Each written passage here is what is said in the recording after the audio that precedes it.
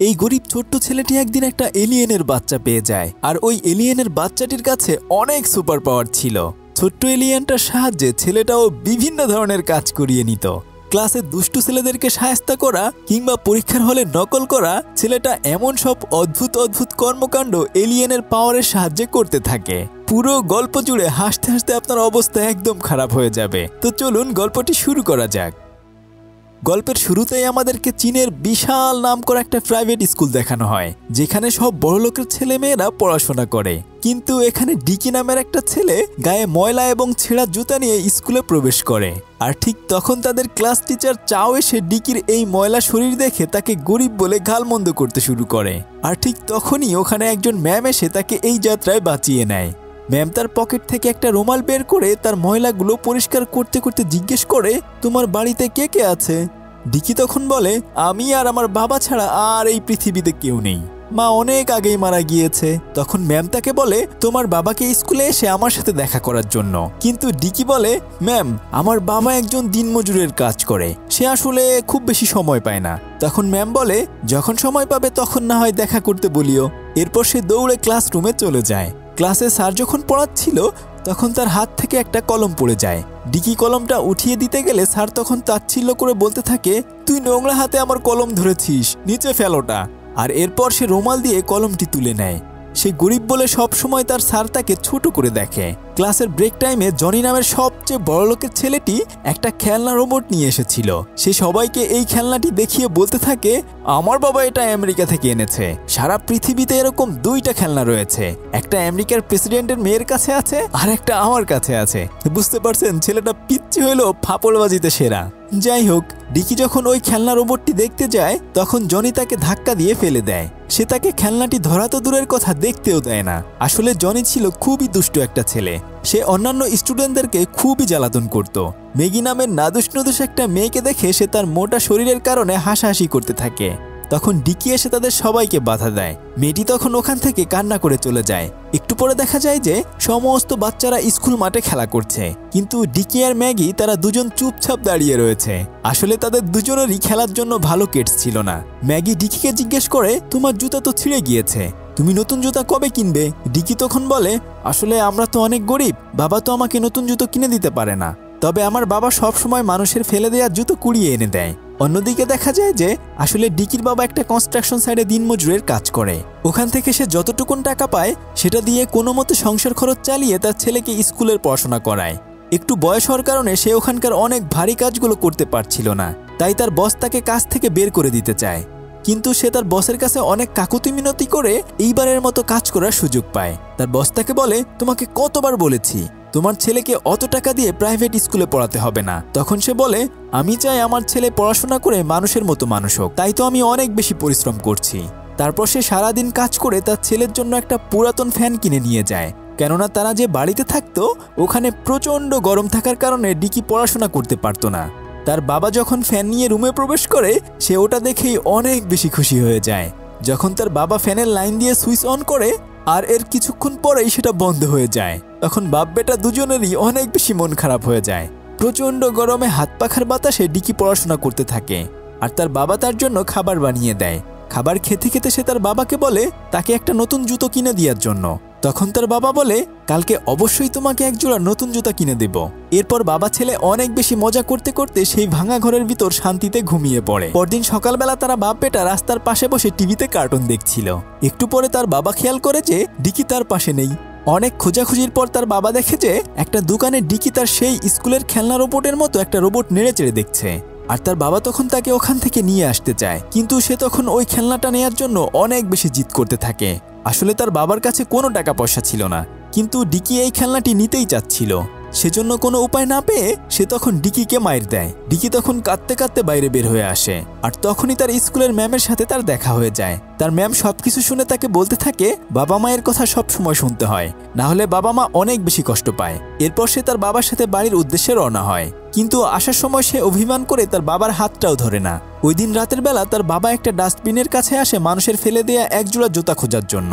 অনেক খোঁজাখুঁজি করে সে এক জোড়া জুতাও পেয়ে যায়, কিন্তু তার সামনে সে একটা পুরনো টিভি দেখতে পায়। তাই জুতো জোড়া ওখানে রেখে যখন সে টিভিটা উঁচু করে আর তখনই সেটা চলতে শুরু করে দেয়। কিছুক্ষণ পরে আশেপাশে ওখানে ফেলে রাখা যত ইলেকট্রনিক্স যন্ত্র ছিল সবগুলোই একা একা জ্বলতে শুরু করে। আসলে তার বাবার পেছনেই একটা এলিয়েন স্পেসশিপ ছিল। ওই স্পেসশিপ থেকেই পাওয়ার সাপ্লাই হবার কারণে এমনটা হয়েছিল।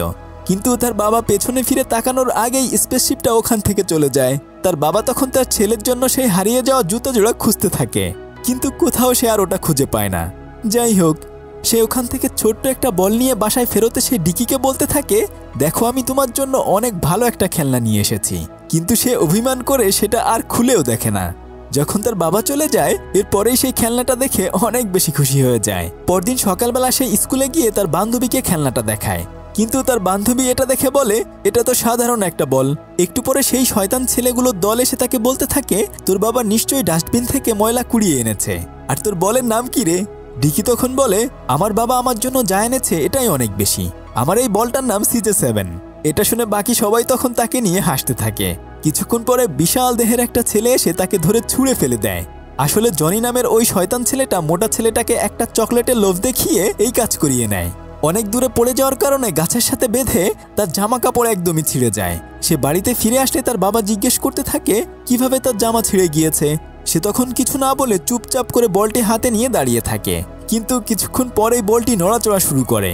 এটা দেখেই সে ভয়ে সেটা দূরে ফেলে দেয়। সেই সাথে সে ভূত ভূত বলে চিৎকার করে তার বাবাকে বলতে থাকে, কিন্তু তার বাবা তো আশেপাশে কিছুই দেখতে পায় না, তবুও সে বারবার ভূত ভূত করতে থাকে। তখন তার বাবা মনে করে হয়তো পড়ায় ফাঁকি দেওয়ার জন্য ডিকি এমন করছে, তাই তার বাবা তাকে রাগ করে একটা আলমারির ভেতর আটকে রাখে। কথায় আছে না, যেখানে বাঘের ভয় সেখানে গিয়েই রাত পোহায়। ঠিক তেমনি সে দেখে যে ওই বলটি ওখানেই রয়েছে। সে ভয়ে অনেক চিৎকার করলেও তার বাবা আর আলমারিটি খোলে না। কিছুক্ষণ পরে সে দেখে যে ওই বলটি আস্তে আস্তে একটা জীবন্ত পুতুল হয়ে যাচ্ছে। এটা দেখে সে অনেক বেশি অবাক হয়ে যায়। অনেকক্ষণ পরে যখন তার বাবা দরজা খোলে সে তখন তার বাবাকে এই ব্যাপারে কিছুই বলে না। তার বাবা যখন কাজের জন্য বাইরে বের হয়ে যায় সে তখন ওই ছোট্ট এলিয়েনটাকে বাইরে বের করে তার সাথে কথা বলতে থাকে। যদিও এলিয়েনটা আসলে কথা বলতে পারতো না, তবে সে ডিকির কথায় কথায় মাথা নাড়াতে শুরু করে। ডিকি তো তার এই নতুন বন্ধু পেয়ে অনেক বেশি খুশি হয়ে যায়। সে তার নাম দেয় CJ7। তারপর তারা দুজনেই গান ছেড়ে নাচতে থাকে। নাচতে নাচতে এক পর্যায়ে ডিকির পায়ে লাথি খেয়ে CJ7 দূরে গিয়ে পড়ে। তখন সে ওখানে পচা একটা আপেল দেখতে পায়। সে তার জাদুকরি পাওয়ার দিয়ে সেই আপেলটিকে একদম সতেজ বানিয়ে ফেলে। ডিকি তো আপেলটা হাতে নিয়ে এক কামড় খেয়েই অনেক বেশি খুশি হয়ে যায়। সে বুঝতে পারে CJ7 এর কাছে যে কোনো খারাপ জিনিস ভালো করার শক্তি রয়েছে। পরদিন সে স্কুলে যাওয়ার সময় তার সাথে করেই CJ7কে নিয়ে যায়, কিন্তু রাস্তার মধ্যে সে একটা হিংস্র কুকুর দেখতে পায়। সে তখন CJ7কে বলে কুকুরটাকে শায়েস্তা করার জন্য। CJ7 গিয়ে কুকুরটাকে সেই লেভেলের মাইট দেয়। তারপর সে অনেক খুশিতে খুশিতে CJ7কে তার কাঁধে করে স্কুলের দিকে রওনা হয়। কিন্তু তার আজকে পরীক্ষা ছিল, তবে গতকাল তো সে রাতভর CJ7 এর সাথে মজা করেছে, তাই সে একদমই পড়াশোনা করতে পারেনি। সে তখন তাকে বলে, আজকে আমার পরীক্ষা, তুমি কি আমাকে কোনোভাবে সাহায্য করবে? CJ7 তখন তার জাদুকরি পাওয়ার দিয়ে তাকে একটা চশমা বানিয়ে দেয়। সে পরীক্ষার হলে গিয়ে সেই চশমার ভেতর থেকে একটা গোপন ক্যামেরা বের করে ফার্স্ট বয়ের কাছে পাঠিয়ে দেয়। ওই ছেলেটা যা যা লিখছিল সে সব কিছু স্ক্যান করে নিজের খাতায় লিখতে শুরু করে। কিন্তু একটু পরেই ছেলেটা টের পেয়ে গেলে ওই ক্যামেরাটিকে মাছি মনে করে ওখান থেকে ফেলে দেয়। কিন্তু ডিকি তখন তার চশমার ভেতর থেকে আরো দুইটা ছোট্ট মাছির মতো ক্যামেরা পাঠিয়ে দেয়।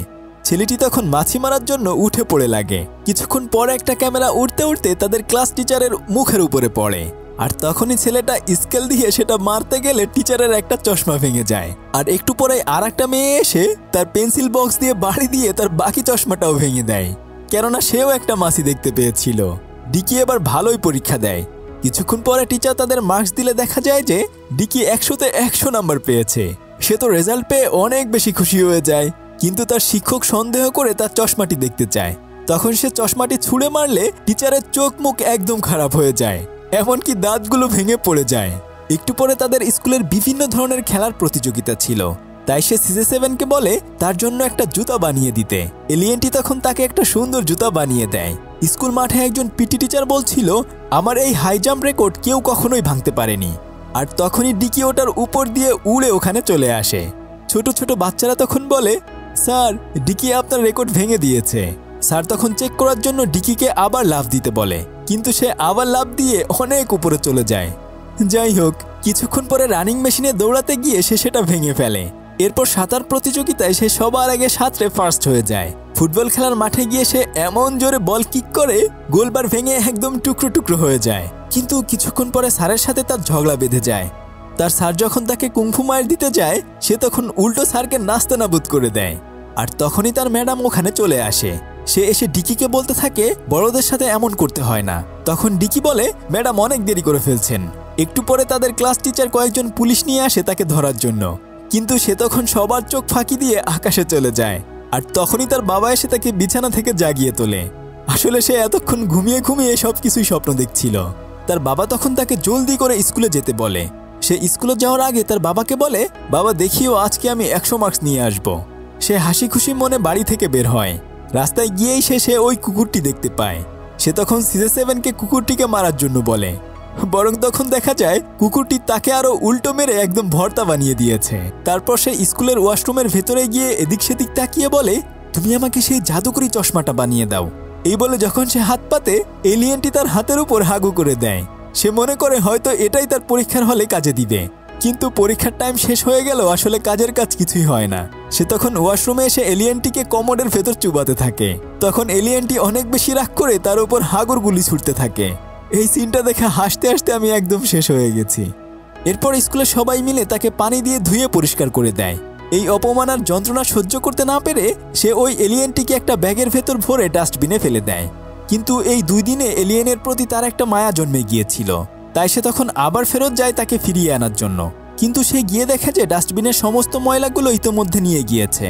এরপর সে ওই ময়লার গাড়ির পেছনে পেছনে দৌড়াতে থাকে, কিন্তু অনেক চেষ্টা করেও সে সেটা আর ধরতে পারে না।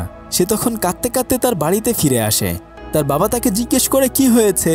সে তার বাবাকে বলে বাবা আমি CJ7কে হারিয়ে ফেলেছি। কিন্তু একটু পরে দেখা যায় যে ওই এলিয়েনটি তার আগেই তার বাড়িতে পৌঁছে গিয়েছে। তাকে দেখেই তারা দুজনেই অনেক বেশি খুশি হয়ে যায়। তখন তার বাবা বলতে থাকে এই খেলনাটি তোমাকে কে দিয়েছে? ডিকি বলে বাবা আমার স্কুলের এক বন্ধু আমাকে এটা দিয়েছে। এরপর তার বাবা ওই খেলনার ব্যাটারি খোঁজার জন্য অনেক চেষ্টা করতে থাকে। তখন ডিকি বলে বাবা আমি তোমাকে মিথ্যে বলেছিলাম, তুমি সেদিন রাতের বেলা যে বলটা আমাকে দিয়েছিলে সেই বলটাই এই খেলনাটি। আসলে এটা একটা এলিয়েনের বাচ্চা। কিন্তু তার বাবা তো আসলে সবকিছুর কোনো কিছুই বুঝতে পারে না এবং উল্টো তাকে বলতে থাকে দেখো আমরা গরিব হতে পারি কিন্তু কখনোই কারো জিনিস চুরি করে আনবে না কিংবা মিথ্যা কথাও বলবে না। এরপর তারা বাপ বেটা দুজনেই ঘুমিয়ে পড়ে। কিন্তু রাতের বেলায় অনেক বেশি গরম পড়েছিল, তবে তাদের ফ্যানটি নষ্ট থাকার কারণে তাদের অনেক বেশি কষ্ট হচ্ছিল। তখন CJ7 তার জাদুকরি পাওয়ার দিয়ে ফ্যানটিকে ঠিক করে দেয়। তখন দেখা যায় যে তার নিজের শরীর থেকে পাওয়ার দেওয়ার কারণে সে অনেকটাই অসুস্থ হয়ে গেছে। সকালবেলা ডিকি তার বাবার হাতে তার মার্কশিট ধরিয়ে দিয়ে স্কুলে চলে যায়। আর তখনই পথের মধ্যে জনি সহ বাকি সব দুষ্টু ছেলেদের সাথে তার দেখা হয়ে যায়। তারা দেখে ফেলে যে ডিকি একটা পুতুল তার ব্যাগে ভরছে। তারা তখন জোর করে তার ব্যাগ থেকে ওই নতুন খেলনাটি বের করে দেখতে চায়, তবে তারা অনেক চেষ্টা করেও আর সেটাকে ধরতে পারে না। তবে একসময় তারা CJ7কে ধরে ফেলে। জনি খেলনার ভিতর কি আছে সেটা দেখার জন্য ওটা খুলতে চায়, কিন্তু ডিকি তখন অনেক চেষ্টা করে CJ7কে বাঁচিয়ে নেয়। CJ7 ওখান থেকে পালিয়ে একটা ঝোপের ভেতর তখন লুকিয়ে পড়ে। জনি এবং ডিকির মধ্যে মারামারি লেগে গেলে তখন সেই মোটা ছেলেটা এসে ডিকিকে মারতে যায়। তবে একটু পরে সেই মোটা মেয়েটি এসে ছেলেটার হাত ধরে ফেলে। কিছুক্ষণ পরে তাদের দুজনের মধ্যেই ফাইট শুরু হয়ে যায়। মোটা ছেলেটি ভেবেছিল সে মেয়েটিকে হয়তো হারিয়ে দিতে পারবে, কিন্তু মেয়েটা তাকে উঁচু করে একবার একটা চাপ দিয়ে চ্যাপটা করে ফেলে। এই মারামারি শেষে তারা সবাই ভালো বন্ধু হয়ে যায়, কেননা CJ7-এর মতো এত ভালো খেলনা তারা কেউ আর এর আগে দেখেনি। তারা সবাই তখন CJ7-এর সাথে মজা করতে থাকে। অন্যদিকে তার বাবা কাজে গিয়ে সবাইকে বলতে থাকে দেখো আমার ছেলে 100 মার্কস পেয়েছে। তখন তার বস বলে নিশ্চয়ই তোমার ছেলে মিথ্যা বলেছে, কেননা দেখো সে 10 মার্কসে একটা শূন্য বসিয়ে 100 বানিয়েছে। এটা শুনে তার বাবা অনেক বেশি কষ্ট পায় এবং তার বসের সাথে ঝগড়া করে চলে আসে। বাড়িতে এসে সে ডিকিকে জিজ্ঞেস করে তুমি আমাকে মিথ্যা বলেছো কেন? ডিকি বলে বাবা আমি তোমাকে খুশি করার জন্য মিথ্যা বলেছি। তার বাবা তখন বলে আমি সারাদিন তোমার জন্য এত বেশি কষ্ট করি আর তুমি এভাবে পড়াশোনায় ফাঁকি দিচ্ছ। যতদিন না ভালো নাম্বার পাচ্ছ ততদিন তুমি কোনো ধরনের খেলাধুলা করতে পারবে না। এই কথা বলে সে CJ7কে তার থেকে নিয়ে নেয়। ডিকি তখন রাগ করে তার বাবাকে বলতে থাকে দেখিও এবার আমি অনেক ভালো নম্বর পেয়ে পাশ করব। এই বলে সে স্কুলে চলে যায়। দুপুরবেলা তার বাবা তার জন্য খাবার নিয়ে গেলে তার স্কুলের ম্যাডামের সাথে দেখা হয়ে যায় এবং সে ম্যাডামের কাছে তার খাবার পাঠিয়ে দেয়। তখন তার ম্যাডাম বলতে থাকে ডিকি অনেক ভালো একটা ছেলে, দরকার হলে স্কুল শেষে আমি ওকে একটু পড়া দেখিয়ে দেব। এই কথা শুনে ডিকির বাবা খুশি হয়ে ম্যাডামের কাছে কৃতজ্ঞতা প্রকাশ করে তার কাজে ফিরে যায়। গতদিনের ঘটনার কারণে তার বস তাকে মাফ করে দিয়ে আবার তাকে কাজে নিয়ে নেয়। সে তখন খুশি মনে কাজ করতে থাকে, কিন্তু একটু পরে একটা গ্যাস সিলিন্ডার উপর থেকে নিচে পড়ে গেলে সেই সিলিন্ডারের পাইপে তার বাবার পা পেঁচিয়ে যায়। অনেক কষ্টে সে ওখানকার একটা লাঠি ধরে কোনো মতো ঝুলে থাকে, কিন্তু তাকে বাঁচানোর জন্য অন্য একজন হাত দিলেও সে কাপড় ছিঁড়ে একদম নিচে পড়ে অনেক বেশি আহত হয়ে যায়। সবাই তখন তাকে ধরাধরি করে হসপিটালে নিয়ে যায়। অন্যদিকে স্কুলে ডিকি এবার ঠিকই 65% মার্কস পেয়ে যায়। আর তখনই তার ম্যাম এসে তাকে বলে, ডিকি তোমার বাবা অসুস্থ হয়ে হসপিটালে ভর্তি রয়েছে। সে তখন ডিকিকে তার সাথে করে হসপিটালে নিয়ে আসে। ডাক্তাররা তখন বলে আসলে এত উপর থেকে পড়ে যাওয়ার কারণে তাকে আর বাঁচানো সম্ভব না, ডিকির বাবা মারা যায়। এই কথা শুনে ডিকি অনেক বেশি কান্না করতে থাকে। তার স্কুলের ম্যাডাম তখন তাকে সান্ত্বনা দেয়। ডিকি রাতের বেলা কান্না করতে করতে ওখানে ঘুমিয়ে যায়। কিন্তু কিছুক্ষণ পরে দেখা যায় যে সেই এলিয়েনের বাচ্চাটি ডিকির বাবাকে তার সমস্ত পাওয়ার দিয়ে আবার জীবন্ত করে ফেলেছে। সকালবেলা ঘুম থেকে উঠে ডিকি তার বাবাকে তার পাশেই দেখতে পায়, কিন্তু তারা ব্যাগ থেকে CJ7কে বের করলে দেখতে পায় যে গতকালকে সে তার সমস্ত পাওয়ার দিয়ে দেওয়ার কারণে অনেক বেশি দুর্বল হয়ে পড়েছে। আর এর কিছুক্ষণ পরে তাদের চোখের সামনেই জীবন্ত CJ7 মারা গিয়ে একটা কাপড়ের পুতুল হয়ে যায়। তারা বাপ বেটা কিছুই বুঝতে পারে না কেনই বা এমন হলো। তারা তখন মনে করে হয়তো ব্যাটারি ফুরিয়ে গিয়েছে, সেজন্য তারা কয়েকটা ব্যাটারি এনে CJ7কে আবার জীবিত করার চেষ্টা করতে থাকে, এমনকি কারেন্টের শক দিয়ে জীবিত করতে চায়। এসব কিছুতে কোনো কাজ না হলে পরবর্তীতে তারা তাকে স্যালাইন পর্যন্ত দেয়, কিন্তু কোনো কিছুতেই আর সে জীবিত হয় না। CJ7কে হারিয়ে ডিকি অনেক বেশি মন খারাপ করে বসে থাকে। এভাবেই অনেকটা দিন পেরিয়ে যায়। এখন স্কুলে সেই মোটা মেয়েটি এবং ছেলেটির সাথেও একটা সম্পর্ক হয়ে গিয়েছে, এমনকি তার স্কুলের ম্যাডামের সাথে তার বাবারও একটা ভালো সম্পর্ক হয়েছে। কিন্তু সে এখনও CJ7কে অনেক বেশি মিস করতে থাকে। সে মাঠের ভেতর শুয়ে শুয়ে আকাশের দিকে তাকিয়ে CJ7-এর কথা মনে করতে থাকে। কিছুক্ষণ পরে দেখা যায় যে আকাশ থেকে একটা এলিয়েন স্পেসশিপ এসেছে, আর সেই সাথে CJ7-এর মতো আরো শত শত এলিয়েন এসেছে CJ7-কে আবার জীবন্ত করার জন্য। ঠিক এমনই একবার একটা ছেলে সমুদ্রের পাশে একটা বিশাল বড় ডিম পেয়ে যায়, আর সেই ডিম ফুটে একটা সামুদ্রিক ঘোড়া জন্ম নেয়। পরবর্তীতে সেই ঘোড়ার সাথে ছেলেটির ভালো একটা বন্ধুত্বপূর্ণ সম্পর্ক গড়ে ওঠে। এমনই ওই সামুদ্রিক ঘোড়ার কাছেও অনেক সুপার পাওয়ার ছিল। এই অসাধারণ গল্পটি দেখতে চাইলে স্ক্রিনে থাকা আমাদের এই ভিডিওটি দেখুন। আর এতক্ষণ আপনাদের সাথে ছিলাম আমি সাদি। ফিরছি কয়েকদিনের মধ্যেই নতুন কোনো ভিডিও নিয়ে। আল্লাহ হাফেজ।